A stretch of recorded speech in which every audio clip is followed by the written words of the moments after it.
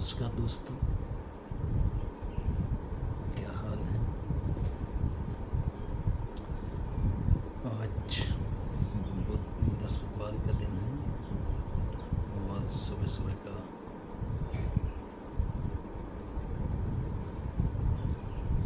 8:15 बजने का टाइम हो रहा है।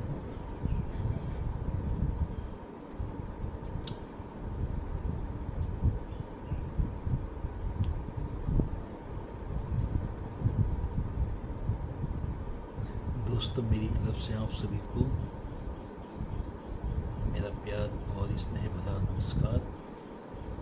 और जो मेरे सिख भाई हैं उन्हें सत श्री अकाल, और जो मेरे हिंदू भाई हैं उन्हें जय श्री राम, और जो मुस्लिम भाई हैं उन्हें मेरी तरफ से नमस्कार। दोस्तों,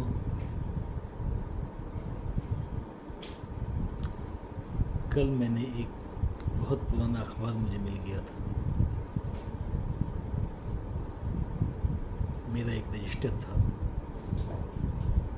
जब मैं एमटेक कर रहा था गाजियाबाद से, उस समय का मेरा रजिस्टर मुझे मिल गया था। उस रजिस्टर पे एक अखबार चढ़ा हुआ था। उस अखबार पर एक कहानी लिखी हुई थी। उस कहानी का मैं विश्लेषण अपने शब्दों में करना चाह रहा हूँ। वो कहानी ये थी कि एक गिद्ध था। उस गिद्ध के बच्चे अपने पिता से बोले, यानी गिद्ध से बोले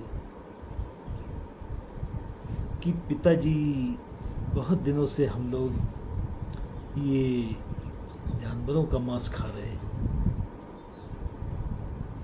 इंसानों की बोटी खाने को नहीं मिली।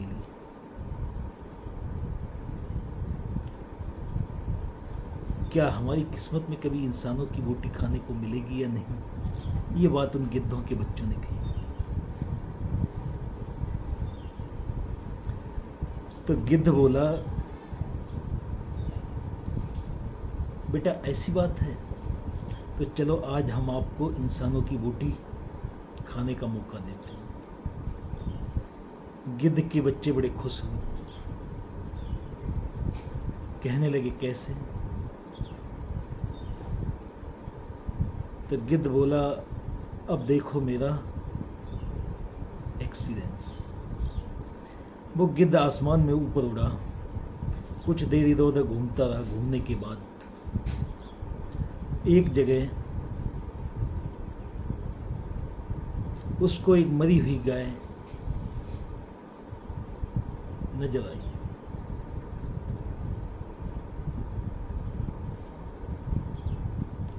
उस मरी हुई गाय के मांस को गिद्ध ने उठाया, चोंच में अपनी दबाया, और जहां हिंदुओं की बस्ती थी, हिंदुओं के जो जहां मंदिर थे, उन मंदिरों के ऊपर से उड़ा वो, और उसने अपनी चोंच से उस मांस को छोड़ दिया। यानी उस मांस को गिद्ध ने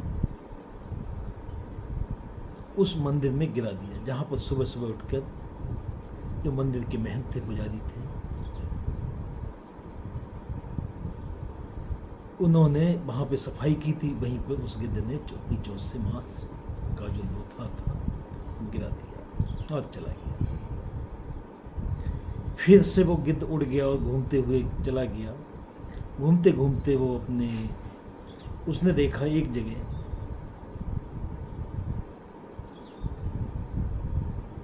एक जंगली सुअर मरा हुआ पड़ा था।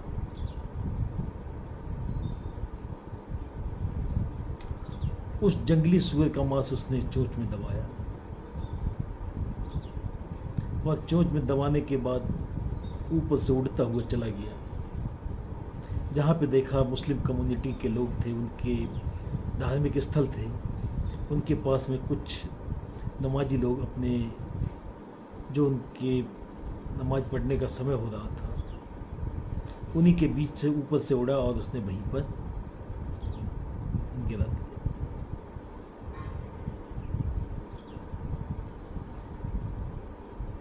वहीं पे कुछ परिवार ऐसे रहते थे जिन परिवारों में आपसी मतभेद था, किसी बात को लेकर उनमें एक दूसरे में बोलचाल नहीं थी।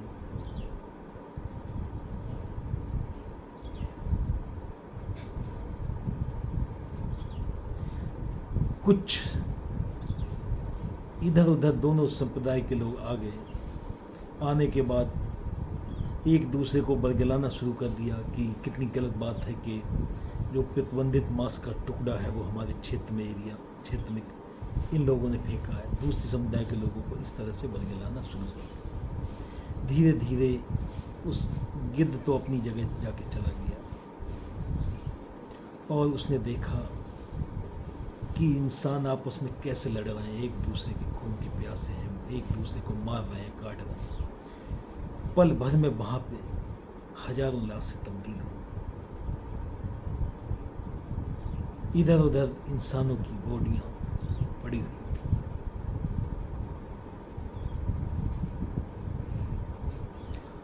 उसके बाद गिद्ध अपने बच्चों के पास गया, बोला चलो, तुमने सुबह मुझसे कुछ डिमांड की थी,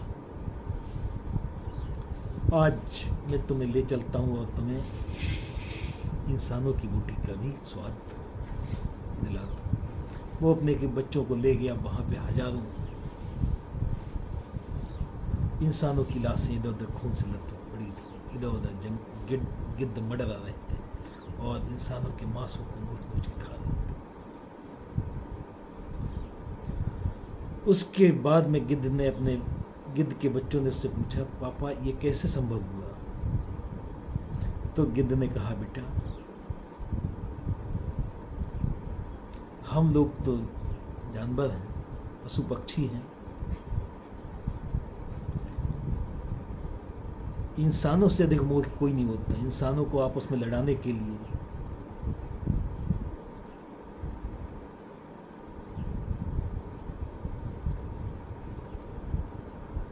जरा सा मैंने गेम खेला और देखो किस तरह से हजारों लाशें उनसे पड़ी। इसीलिए कहा गया इंसानों में इंसानियत धीरे धीरे खत्म होती जा रही है।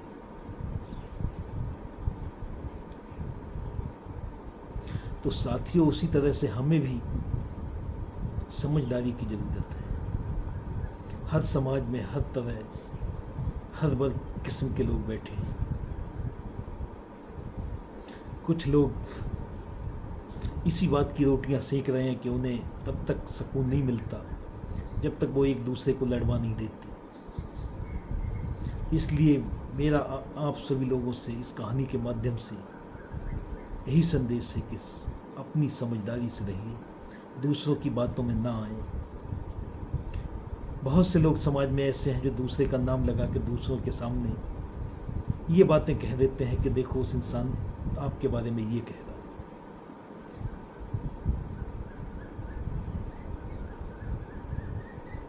इसलिए किसी कार्य को करने से पहले उस पर विचार विमर्श जरूर करें।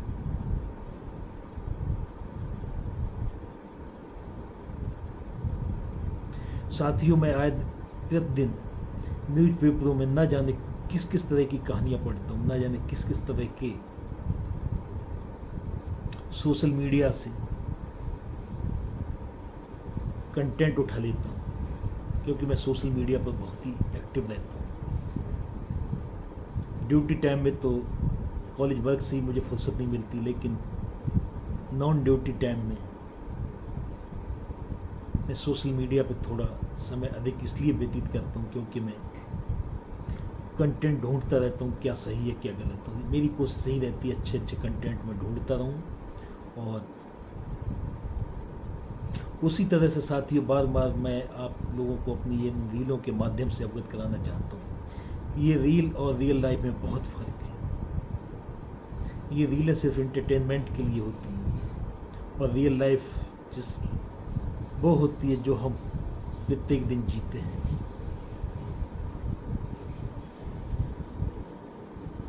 साथियों, इंसानियत से बढ़कर कोई धर्म नहीं होता। इंसानियत के पथ पर जो व्यक्ति चलता है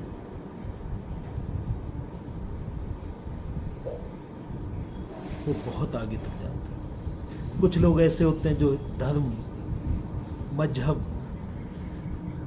इस तरह की द्वेष भावना अपने दिल में रखते हैं, एक दूसरे को नीचा दिखाने का भरसक प्रयास करते रहते हैं। ऐसे लोग जिन लाइफ में कभी आगे नहीं बढ़ सकते। कभी आपने देखा होगा एक बिजनेसमैन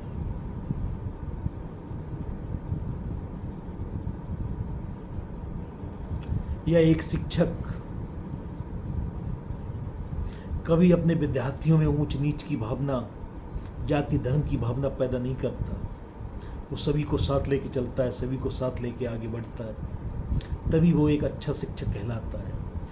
जो लोग इस तरह की भावनाओं में लिप्त रहते हैं कि ये हिंदू है, ये मुसलमान है, और ये सिख है, ये ईसाई है, ऐसी भावनाएं जिसके दिल में रहती हैं, वो व्यक्ति अपने आप में तो खुश हो सकता है, लेकिन वो सभी को खुश नहीं रख सकता।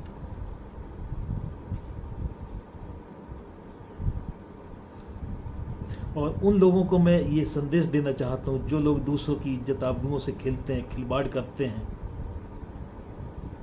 साथियों, ये गलत है। जैसे अपनी बहन बेटियां होती हैं, उसी तरह दूसरों की भी बहन बेटियां होती हैं। दूसरों की बहन बेटियों का भी मान सम्मान करें।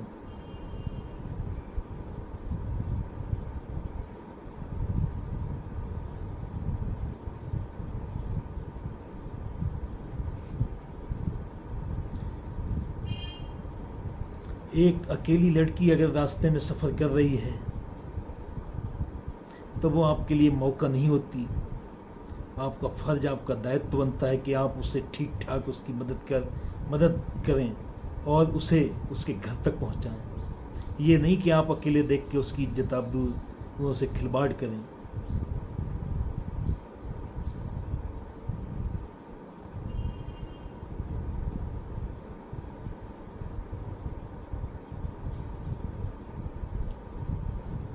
साथियों, बचपन से मैं आरएसएस के स्कूलों में और स्काउट गाइड के शिविरों में रहा हूँ। हमेशा लोगों की मदद करता हूँ, मुझसे जो हो सकता है, अपनी हैसियत के अनुसार।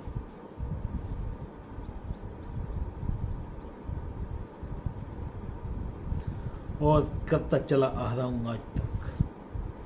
कोई असहाय व्यक्ति अगर मुझसे कोई डिमांड अपनी रखता है, तो अगर मेरी हैसियत होती है उसे पूर्ण करने की, तो मैं उसे पूर्ण करने की कोशिश करता हूँ। नहीं होती तो आई एम सॉरी बोल कर आगे बढ़ जाता हूँ। जिंदगी में साथियों, बिना स्ट्रगल के कहीं कुछ नहीं है। संघर्ष कीजिए, आगे बढ़ते रहिए।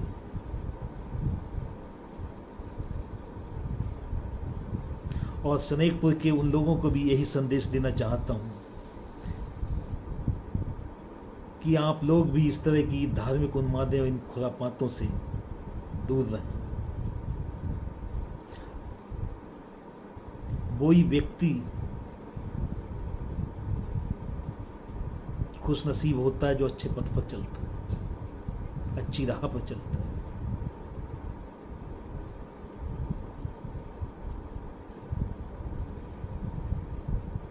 जो ऊंच नीच, छुआछूत, हिंदू मुस्लिम, इन सब भावनाओं को लेकर चलता है, वो अपने मन में प्रसन्न हो सकता, लेकिन सभी को साथ लेकर नहीं चल सकता।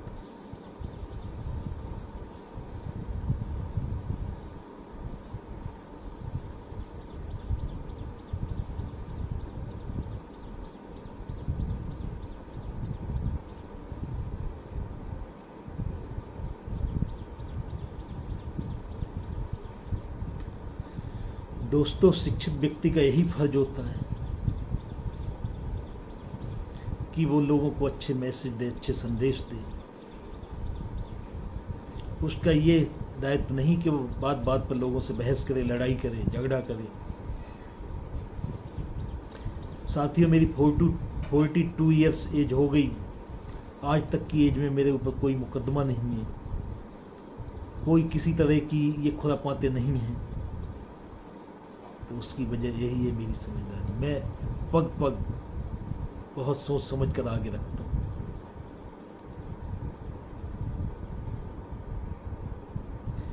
जहाँ लोग खुरापातों में लिप्त होते हैं, मुझे उनमें बुराई नज़र आती है, तो मैं ऐसे लोगों से अपनी सोसाइटी, अपनी संगत को स्वयं दूर कर लेता हूँ, क्योंकि मैं उनकी इस सोसाइटी का हिस्सा नहीं बन सकता।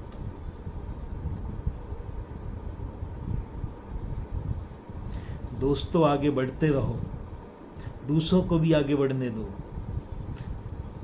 कभी किसी का इस तरह से भी बुरा नहीं करना चाहिए जैसा लोग आजकल कर रहे हैं।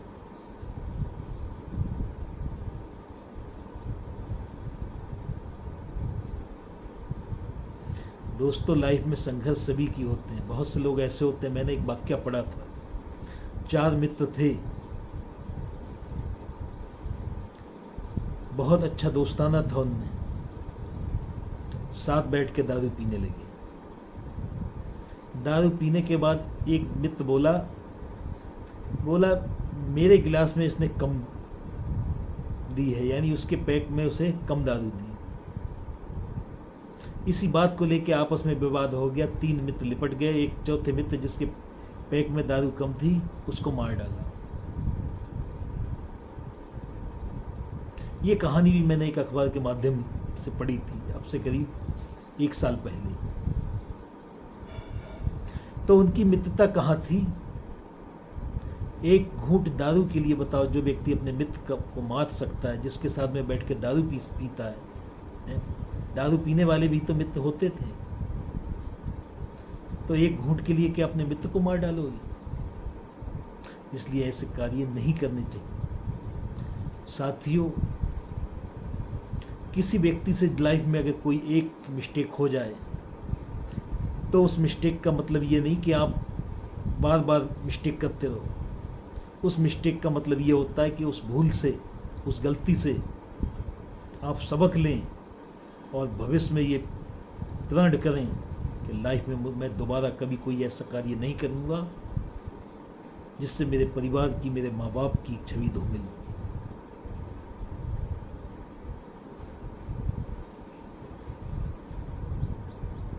एक गलती से व्यक्ति सीख लेता है और उन आंसुओं को पोंछकर आगे बढ़ जाता है। उसी तरह साथियों, पति पत्नी का रिश्ता भी बहुत अनमोल होता है। पति का फर्ज होता है वो अपनी पत्नी के विश्वास को न तोड़े। उसी तरह पत्नी का भी फर्ज होता है कि वो अपने पति के विश्वास को कभी न तोड़े। एक अच्छी पत्नी के यही गुण हैं।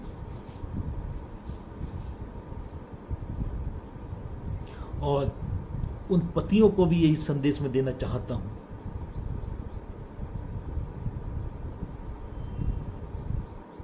जो अपनी पत्नी के होते हुए इधर उधर मुंह काला किए घूमते हैं।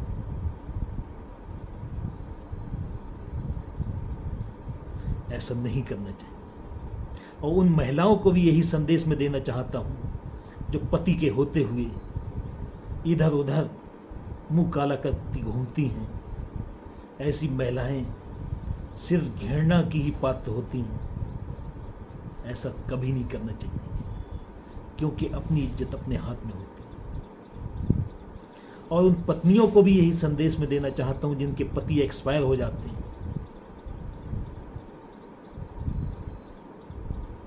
तो पति एक्सपायर होने के ढोंग में इधर उधर इज्जत आबरूओं को नीलाम करती घूमती हैं। ऐसी महिलाएं समाज में जलील होने के अलावा कभी इज्जत नहीं पा सकती। दोस्तों, इसलिए इज्जत, मान, सम्मान,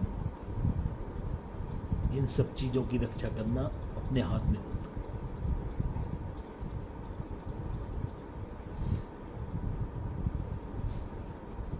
पति को चाहिए कभी पत्नी का विश्वास न तोड़े, उसी तरह पत्नी को भी चाहिए कभी पति का विश्वास न टूटे। एक पति सुबह घर से निकल जाता है, दिन भर काम करता है, शाम को थका हारा अगर अपने घर पर आता है, तो उससे भी सुकून मिलता है कि उसके घर में उसके बच्चे अगर उससे प्यार से 2 बोल दें तो एक नई एनर्जी मिलती है। उसी तरह पत्नी को भी यही लगता है कि मेरा पति दिन भर काम करता है, देखो मेरा पति कितना अच्छा घर परिवार को मैनेज करता है। और उन औलादों के लिए भी मैं सोशल मीडिया के माध्यम से यही संदेश देना चाहता हूँ जो घर में बैठे बैठे अपने बाप की कमाई पे खूब ऐश आराम करते हैं, खुद एक पैसे का काम नहीं करना चाहते। साथियों, जब तक माँ बाप जीवित हैं तभी तक तो आप उनसे पैसे लूट सकते हो, लेकिन स्वयं काम करने की भावना नहीं डालोगे तो जिस दिन माँ बाप नहीं होंगे इस दुनिया में, उस दिन किससे पैसे लाओगे। इसलिए मेहनत करो, खुद कमाना सीखो, अपने पैसों पर ही, अपनी मेहनत पर ही व्यक्ति को फक्र पैदा होता है, दूसरों के पैसों पर नहीं। इसलिए मेहनत की भावना लाओ। शराब, जुआ, दारू, बीड़ी, सिगरेट, सुल्फा, गांजा, हीरोइन, अफीम, ऐसे नशा पानों से दोस्तों दूर रहिए, अच्छे बनिए। और मिलता हूँ नेक्स्ट ब्लॉग में आपको। जय हिंद, जय भारत।